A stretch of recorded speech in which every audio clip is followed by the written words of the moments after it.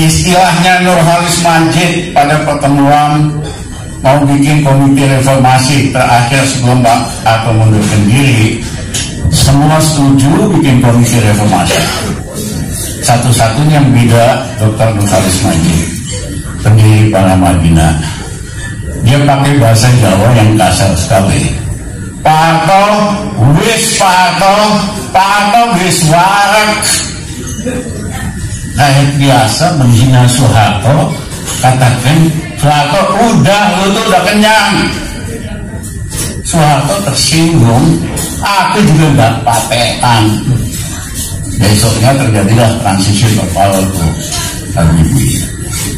Saya mau ingatkan Mas Jokowi, apapun saya kenal sama dia, teman, saya bilang besok, Mas Jokowi, keluarga sampean udah warak, jangan lewatin batas ini, karena rakyat kita nggak akan sabar.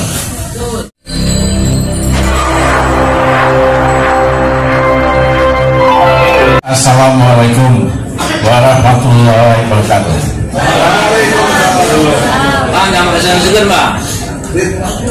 Saya senang di sini. Yang Badung-Badung ada, yang setengah Badung ada, yang ragu-ragu juga ada. Biasanya politisi harus terus-menerus ragu-ragu.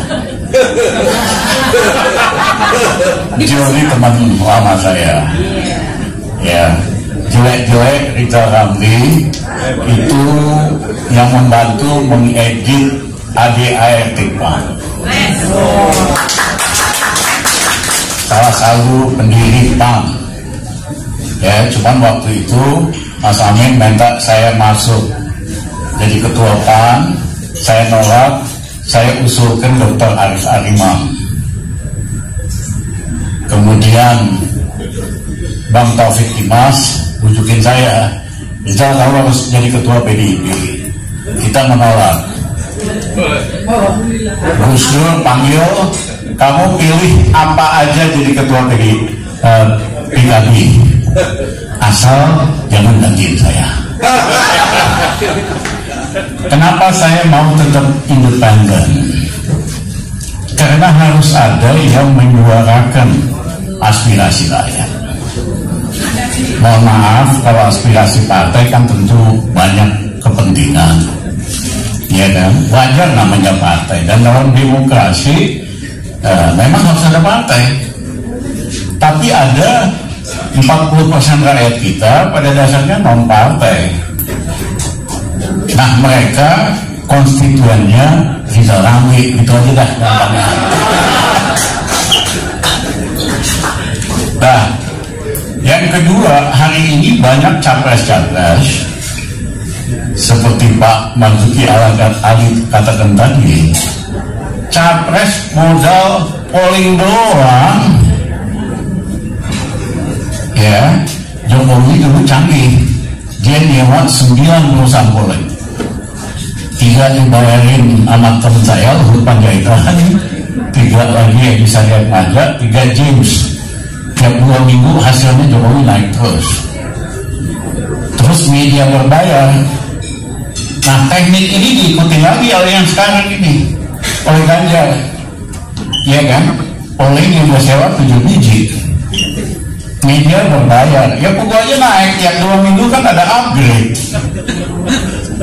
Tapi Mbak Mega pernah ketipu urusan begini, karena 9 perusahaan survei itu ngadep sama Mbak Mega, Bang Taufik, itu Umar, satu-satu jelasin, Bu, kalau Ibu maju, Ibu gak bakal menang.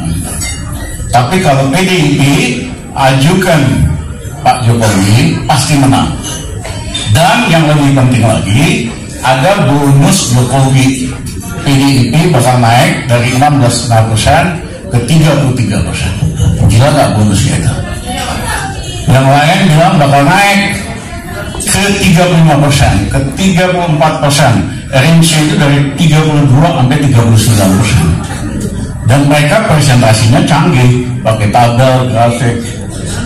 Akhirnya Mbak Mega sama Bang Taufik Sampai last minute Bang Mega sama Taufik itu gak mau Jokowi. Akhirnya setuju. Betul, pemilihan umum Jokowi menang, tapi PDIP hanya naik dari 16,5% ke 18,5%, cuma 2%. Ya, Mbak Mega marah sekali sebagai bonus. Jokowi daripada nggak rame, ya taruhlah Mbak Puan jadi Menko, kan gitu aja. Politik Indonesia ini kecil, bukan pikiran-pikiran besar, bukan ide-ide besar buat nyelamatin bangsa kita.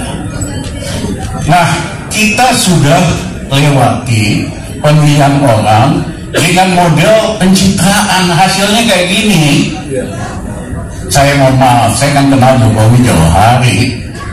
Jadi gubernur datang ke kantor saya minta tolong urusin MRT.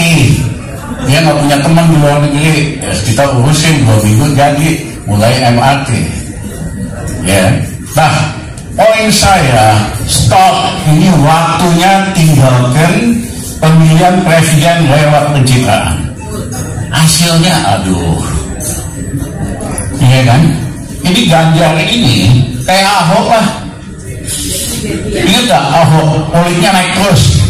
Iya. Teman saya Luhut Panjaitan telepon, yo ini Ahok pasti menang. Gue bilang gue suka bingung, abang itu bodoh atau pinter, gue gak ngerti.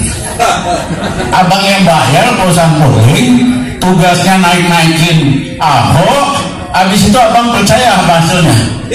Mohon maaf dah, abang kok cerdas menurut saya. The same thing repeat again. Iya kan?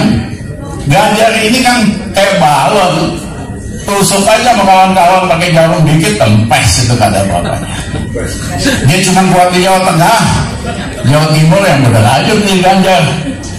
Itu kan basisnya NU. Ya, di Jawa Barat mana iya, di luar Jawa siapa Ganjar? Tapi karena bandar-bandar, cupong-cupong, pilih dia. Kalau enggak, Jokowi perpanjangan. Masa Indonesia dipimpin lagi sama presiden pencitraan? Mau jadi apa republik ini? Hancur. Hancur. Ini loh kasus apa itu? 300 triliun. Kelihatan teman gua bagaimana mencoreknya, namanya Mahfud. Dia yang ngumumin, PPTIK yang ngumumin. Habis itu dia bilang bukan duit korupsi, duit money laundering. Come on, money laundering itu kejahatan. Hasil uang curian, hasil uang drug, hasil uang tangan beres semua, duit hitam semua. Akhirnya dia sadar salah ngomong. Berapa hari yang lalu dia ganti lagi. Ini bukan money laundering, bukan kejahatan. Pak Mahfud, aduh, saya mohon maaf, teman saya belajar hukum di mana gitu loh. Ya. Nah dalam kondisi ini pilihan kita harus kita ubah sistem ini. Cuman ubah sistem ini gak mungkin kecuali Pak Jokowi mundur dalam waktu dekat. Wajib apa enggak? Wajib. Wajib. Nggak bisa kok. I know him. Iya kan? Jadi waktunya Mas Jokowi udah mundur. Wis. Kenapa? Pelanggaran konstitusi yang dilakukan Pak Jokowi banyak sekali. Teman-teman udah list apa aja? Wajib di-impeach karena pelanggaran konstitusi. Nah, yang kedua, KKN keluarga Jokowi lebih gawat dari Pak Harto. Saya kan oposisi Pak Harto, masuk penjara Pak Harto. Tommy itu baru bisnis kelas Pak Harto kuasa 15 tahun. Hari ini Kaisang 7 tahun Jokowi kuasa, perusahaannya 60 biji, invest ratusan miliar. Duitnya dari mana? Dari Taipan lembaga hutan mau nyogok Jokowi anaknya gitu loh. As simple as that. Belum yang lain-lain. Dengerin Bang Julhas. Nah, Bang Juhal itu Demokrat, saya nggak khawatir. Nah, yang ketiga, kasus pajak ini dahsyat sekali. Tidak ada revolusi besar di seluruh dunia tanpa pajak. French Revolution, raja sama ratu pesta tiap tahun, rakyat yang bawa bayar pajak. Akhirnya dipancing kepalanya si Louis XVI, ratunya Antoine, ditenteng itu apa kepalanya seluruh Paris. Revolusi Amerika, karena kolonial Inggris pajakin teh, rakyat di Boston peti-peti teh itu dibuang ke laut, terjadi revolusi di Amerika. Perlawanan pertama lewat VOC itu di Banten, karena VOC pajakin tanaman lada di Banten. 8 tahun pemberontakannya nggak bisa selesai. Ya, jadi pajak ini, kalau saya percaya, Mas Gatot, ini jalannya Tuhan. Ya, kita banyak kayak kita yang berdoa ada perubahan, inilah jalannya Tuhan. Suara rakyat, ada yang bilang suara Tuhan. Hari ini suara rakyat gimana? Di sosial media. Ada yang ngaco, ada yang hoax. Nggak apa-apa. Ya. Ada yang ngaco, ada yang hoax, tapi banyak juga yang murni dari suara rakyat itu. Nah, apa yang terjadi di kasus Sambo adalah people power via social media 1.0. Apa yang terjadi dengan pajak ini adalah people power lewat social media 2.0. Saya minta aktivis-aktivis fokus sama 3 hal aja. 1, pelanggaran konstitusi Jokowi yang pantas di-impeach, pantas dipercepat.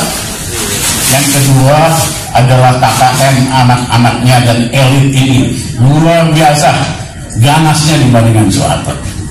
Yang ketiga adalah soal pajak. Pak Marzuki itu si Raffles itu rumahnya gede kayak istana, bayar pajak 300.000. Gila nggak? Mobil-mobilnya nggak bayar pajak semua. Nah, kalau kita fokus ke 3 hal ini, Jokowi jatuh bentar lagi. Nah, tapi saya mau berbaik hati. Saya mau bilang ke Mas Jokowi, please Mas Jokowi, please. Istilahnya Nurholis Majid pada pertemuan mau bikin komite reformasi terakhir sebelum Pak Harto mundurkan diri, semua setuju bikin komite reformasi. Satu-satunya yang beda Dr. Nurholis Majid, pendiri Paramadina. Dia pakai bahasa Jawa yang kasar sekali. Pak Harto wis warak. Rakyat biasa menghina Soeharto, katakan Soeharto lu tuh udah kenyang. Soeharto tersinggung, aku juga nggak patekan. Besoknya terjadilah transisi power to Habibie. Saya mau ingatkan Mas Jokowi, apapun saya kenal sama dia, teman, saya bilang besok, Mas Jokowi, keluarga sampean udah warak, jangan lewatin batas ini, karena rakyat kita nggak akan sabar. Nah, kita tinggal ngajak Pak Jo, pan partai awal untuk reformasi, anti KKN macam-macam. Kita ajak Pak Jo buat kembali ke kitoknya. Terima kasih.